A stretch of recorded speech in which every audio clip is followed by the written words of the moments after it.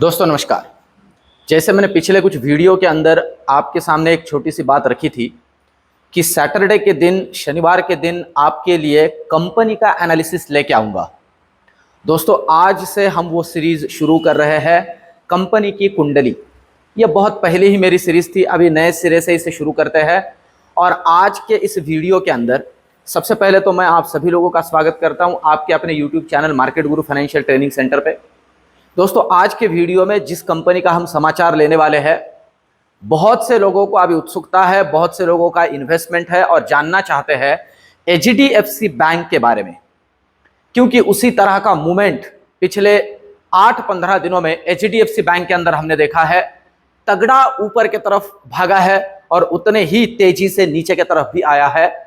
सारी चीजों को बहुत ही अच्छे तरीके से हम यहां डिस्कस करेंगे कि ऊपर क्यों गया, अभी नीचे क्यों आ रहा है और कितना नीचे आ सकता है, और ये गिरावट क्या रिटेल इन्वेस्टर्स के लिए, हमारे लिए एक अपॉर्चुनिटी है या फिर अभी इस स्टॉक से हमने बाजू रहना चाहिए, इसके सामने हमने अभी हमारा इन्वेस्टमेंट सेट असाइड रखना चाहिए। इन सारी बातों की चर्चा करेंगे और साथ ही साथ एक बहुत जरूरी बात की डिस्कशन करेंगे, क्या पूरे बैंकिंग सेक्टर के पॉइंट ऑफ व्यू से इस कंपनी के इस ओवरऑल जो रिजल्ट से रिलेटेड इन्होंने ओवरव्यू रखा है, ये पूरे बैंकिंग सेक्टर के लिए भी लागू हो सकता है।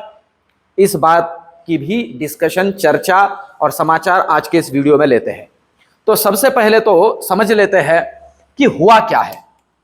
देखिए, आपने बहुत सी जगहों से ऑलरेडी इसे सुन भी लिया होगा कि एचडीएफसी बैंक का जो स्टॉक है वो पिछले 3 दिनों से लगातार टूट रहा है और खास करके कल टूटा। पिछले 2 दिनों में तो हम समझ सकते हैं कि मुनाफा वसूली कंसिडर कर सकते हैं, पर पिछले जो ट्रेडिंग सेशन था कल का, उस ट्रेडिंग सेशन के अंदर 5% के आसपास का गिरावट एचडीएफसी बैंक के अंदर हुआ है। अब ये गिरावट हुई क्यों है, हम सबको पता है कि Q1 के रिजल्ट जो है, इसमें 2 बातों के बारे में बैंक के मैनेजमेंट ने चिंता जताई है। सबसे पहली बात तो इस कंपनी का कासा डिपॉजिट। अब इसे थोड़ा अच्छे से समझ लेते हैं कि यह होता क्या है और किस तरह से मैटर करता है। देखिए, कासा, मैंने कल के वीडियो में भी इसे थोड़ा सा जोड़ा था। करंट अकाउंट और सेविंग अकाउंट के जरिए जो बैंक में लोग पैसा देते हैं उसे हम कासा डिपॉजिट कहते हैं। इस बात को हमें अच्छे से समझना चाहिए। तो कासा डिपॉजिट में थोड़ी गिरावट आई है, बहुत ज्यादा गिरावट नहीं है, बहुत ज्यादा गिरावट नहीं है। यह कंपनी का लायबिलिटी होता है। लोग बैंक के अंदर जो FD, RD, saving account, current account, खास करके सेविंग और करंट अकाउंट के अंदर पैसा रखते हैं, इसे डिमांड डिपॉजिट कहा जाता है। तो ये जो पैसा है बैंक के पास आता है, इसमें थोड़ी गिरावट आई है। थोड़ी गिरावट मतलब हम कह सकते हैं कि न्यूट्रल है। पर ज्यादा चिंता जो है मार्केट ने ली है दूसरे पार्ट की, और वो है एडवांसेस। देखिए, एडवांसेस में गिरावट आई है क्वार्टर ऑन क्वार्टर बेसिस पे, वो भी बहुत ज्यादा नहीं है पर गिरावट आई है।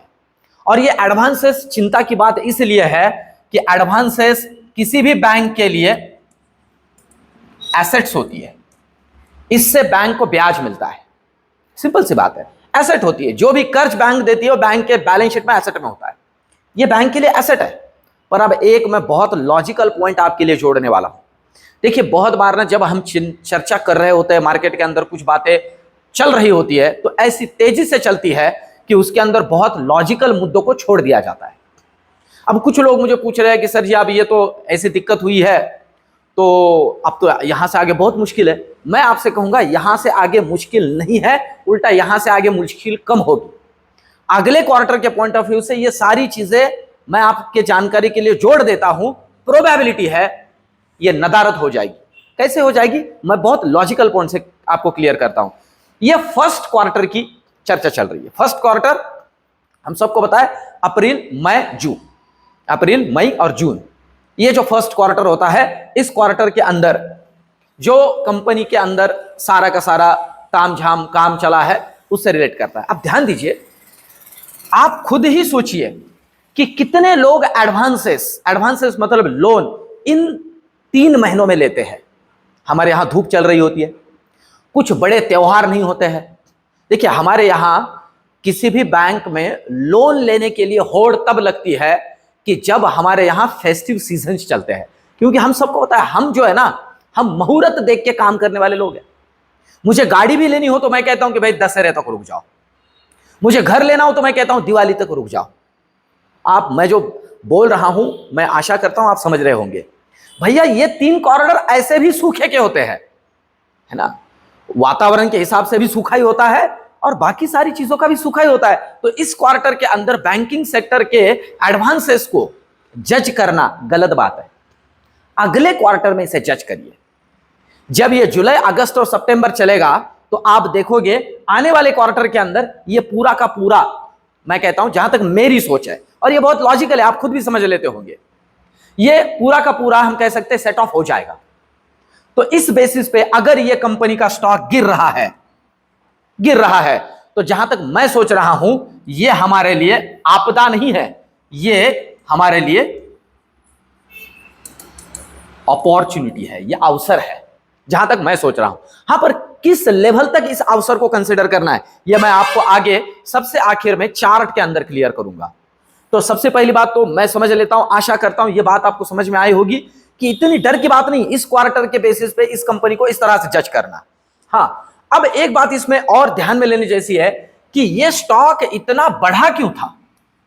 आप में से बहुत से लोगों को पता होगा इतना बढ़ा इसलिए था कि MSCI इंडेक्स के अंदर इस स्टॉक के वेटेज को बढ़ाने के लिए चर्चा चल रही थी या उस तरह की न्यूज थी, और इसको बढ़ाने की वजह से इस स्टॉक के अंदर रिबैलेंसिंग होने वाला था। और वर्ल्ड वाइड, ये वर्ल्ड वाइड में बोल रहा हूं क्योंकि वर्ल्ड वाइड MSCI इंडेक्स के अंदर ये सारी चीजें, ग्लोबल इंडेक्स है उसके अंदर ये सारी चीजें होने वाली थी, तो वर्ल्ड वाइड कंपनी के ओवरऑल होल्डिंग के ऊपर इंपैक्ट होने वाला था और इसलिए स्टॉक प्राइस भागा था। इस बात को बहुत अच्छे से समझ लीजिए। जहां तक इस क्वार्टर के इस न्यूज के वजह से इस स्टॉक प्राइस में थोड़ा गिरावट आया है, मैं इसे फंडामेंटल रीजन नहीं मानता हूं, मैं खुद नहीं मानता हूं। देखिए ये बहुत बड़ा हाथी है और हमारा बहुत बार दिक्कत ये हो जाता है ना कि हम जो है ना, जो चिंदी स्टॉक होते हैं, मैं नॉर्मली चिंदी स्टॉक कहता हूं उन्हें, जो स्मॉल कैप कंपनीज होती है, नॉर्मली हम ऐसे समझते हैं कि वो जो पेनी स्टॉक्स होते हैं, हम इन बड़े कंपनियों को उन स्टॉक्स के जैसे भागता हुआ देखना चाहते हैं। अरे भैया ये हाथी है, ये हाथी ये खरगोश के जैसे नहीं भागेगा, ये हाथी है, ये बहुत शांति से चलेगा, पर हमें फंडामेंटल को ध्यान में रखते हुए इसके अंदर काम करना चाहिए। तो ये तो एक बात हुई। अब चलते हैं नेक्स्ट पार्ट के तरफ इसी वीडियो के। तो मैंने एक पार्ट तो आपको क्लियर कर दिया कि भैया ये जो गिरावट हो रही है, जहां तक सोचा जा रहा है, मैं सोच रहा हूं, और लॉजिकल रीजन भी क्लियर कर दिया मैंने कि क्यों ऐसे है कि यहां से आगे ये अवसर का ही चांस हमें देगा, ये अवसर ही है, आपदा उतनी नहीं लग रही है। पर एक बात है, अब एक दूसरा मुद्दा है कि नेक्स्ट वीक में इस स्टॉक के अंदर क्या हो सकता है। तो दोस्तों ज्यादातर प्रोबेबिलिटी है कि नेक्स्ट वीक के अंदर भी इस स्टॉक में गिरावट हो सकती है। अब वीडियो के सबसे आखिर में इस आपदा को अवसर में कैसे बदलना है और कहां से हमारे लिए अवसर का काम करेगा, इसके ऊपर चर्चा करूंगा। पर यह समझ लेते हैं कि यह आपदा किस लेवल तक एक्सटेंड हो सकती है, इसे भी समझ लीजिए। तो सबसे पहली बात तो अब ये जो मैंने आपके सामने चार्ट रखा है ना, ये HDFC के ADR का चार्ट है, ठीक है, लिस्टेड ADR का। मैं बहुत सिंपल लैंग्वेज में समझा देता हूं। हमारा ही स्टॉक बाहर के कंट्री के स्टॉक एक्सचेंज पे जब लिस्टेड होता है उसे ADR कहा जाता है, और यूएस स्टॉक मार्केट के अंदर जो इसका लिस्टिंग है उसमें ये ADR अभी कल रात में हमारा मार्केट क्लोज होने के बाद भी 7% टूटा है, 7% की गिरावट है। अब देखिए ये जो है ना कुछ हद तक एक्सटेंड होगी। एक बात इसमें ये भी जोड़ देता हूं कि ये जो ADR होता है ना, ये ऑलरेडी 10% के प्रीमियम पे काम कर रहा होता है। हमारे स्टॉक के कंपैरिजन में ऑलरेडी 10% के प्रीमियम पे काम कर रहा होता है, फिर भी 7% का गिरावट मैटर करता है। मंडे थोड़ा और HDFC बैंक के स्टॉक के अंदर हम थोड़ा हल्का होता देख सकते हैं। पर अब ये ADR इसलिए क्योंकि आप देखिए, आप भी अगर यहां से आगे काम कर रहे हो ना तो इसे देखते जाइए। कुछ नहीं, गूगल के ऊपर HDFC bank ADR trading view ऐसा कुछ भी जो जिसके ऊपर भी देखना है तो उसके ये मैंने ट्रेडिंग व्यू का निकाला है, तो मिल जाता है आपको, ठीक है। तो ये ADR थोड़ा निगेटिव दिखा रहा है, ठीक ठाक सा गिरावट है, आप देख रहे हो। तो उस पॉइंट ऑफ व्यू से प्रोबेबिलिटी है कल भी, मतलब सोमवार के दिन भी HDFC बैंक में थोड़ा दबाव देखा जा सकता है। पर अब किस दबाव तक हमें इसे ध्यान रखना है और कहां से फिर से री एंट्री करनी है, इसके बारे में चर्चा करते हैं। चलते हैं स्टॉक की तरफ। और दोस्तों आशा करता हूं जिस तरह से ये सारी चीजें मैं आपके सामने रख रहा हूं, प्रॉपर प्लानिंग करके आपको ये अच्छी लग रही होगी। लग रही हो तो चैनल को सब्सक्राइब जरूर करिए, क्योंकि अब यहां से आगे ये अपना चैनल ज्यादा से ज्यादा नॉलेज बेस, ज्यादा से ज्यादा आपको मार्केट के बारे में नॉलेज देगा और प्रॉपर नॉलेज देगा। कोई भी फालतू की चीजें नहीं, प्रॉपर नॉलेज, लॉजिकल रीजन के साथ कैसे करना है, क्या करना है। अब ध्यान दीजिए, मैं जो इसमें जोड़ता हूं ना कि फालतू की चीजें इन द सेंस, मैं मेरे वीडियो में कभी भी मेरा व्यू घुसाता नहीं हूं। मुझे क्या लग रहा है भाई, मेरे लगने से कुछ नहीं होता है ना। मैं कुछ नहीं हूं मार्केट में, ये मुझे पता है, और हमें खुद को भी यही करना है। अब देखिए, क्लोजिंग तो 1648 का है, 1648 का क्लोजिंग हुआ है, 1648 का क्लोजिंग हुआ है। ये क्लोजिंग थोड़ा हम कह सकते हैं डिसअपॉइंटिंग है दोस्तों। ध्यान दीजिए, पहला तो ये मल्टीपल लेवल, आप ध्यान दीजिए, मैंने ये डेली चार्ट है इसमें जोड़ा है, और ये लेवल है जहां से प्रोबेबिलिटी है एक बाउंस बैक मिल सकता है, वो है 1635 का लेवल। 1635 का लेवल, अगर 1635 के लेवल को ये नीचे क्रॉस करता है तो हमें मिल सकता है 1600 का लेवल।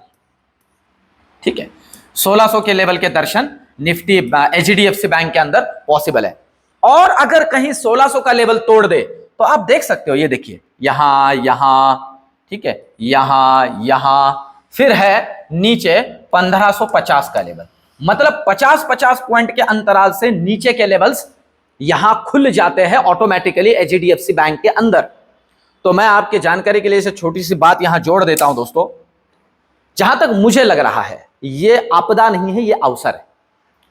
और मैं खुद, मेरा खुद का मैं बता रहा हूं, मैं खुद एचडीएफसी बैंक जब भी 5% का गिरावट दिखा देता है, कुछ ना कुछ इन्वेस्टमेंट कर देता हूं। देखिए, ये बहुत ही फंडामेंटल स्ट्रांग कंपनी है, कोई दिक्कत नहीं है। क्वार्टर ऑन क्वार्टर में रिजल्ट में इस तरह से जो बदलाव, जो कि मैक्सिमम एचडीएफसी की वजह से हो रहे हैं, जो इतना दबाव हम इस कंपनी के बैलेंस शीट पे देख रहे हैं, एचडीएफसी की वजह से कुछ हद तक है। जो मर्जर हुआ था हाउसिंग डेवलपमेंट फाइनेंस कॉर्पोरेशन का, उसके वजह से कंपनी बहुत तगड़ी है, परफॉर्मेंस बहुत अच्छी है, इसके बारे में अभी चिंता करने की कोई जरूरत नहीं है। तो जहां तक मैं सोच रहा हूं, ये 1635 के बाद 1600, 1550, ये हर एक लेवल अवसर है, आपदा नहीं है। थोड़ा थोड़ा करके इसके अंदर जोड़ना चाहिए। मुझे नहीं लगता कि कोई बहुत बड़ी दिक्कत है इस स्टॉक के अंदर, उल्टा ये हमारे लिए अपॉर्चुनिटी है। जिन लोगों का ये छूटा था, मुझे खुद को भी थोड़ा बुरा फील लग कर रहा था मैं, कि जब ये 1800 तक चला गया था कि यार ये छूट गया, तो ये हमारे लिए वापस आया है। ये एक अवसर के जैसे इसे कंसिडर करना मुझे लगता है अभी के लिए तो जरूरी है, कोई बड़ी दिक्कत नहीं है। और क्यों नहीं है, मैंने लॉजिकली भी आपको क्लियर कर दिया।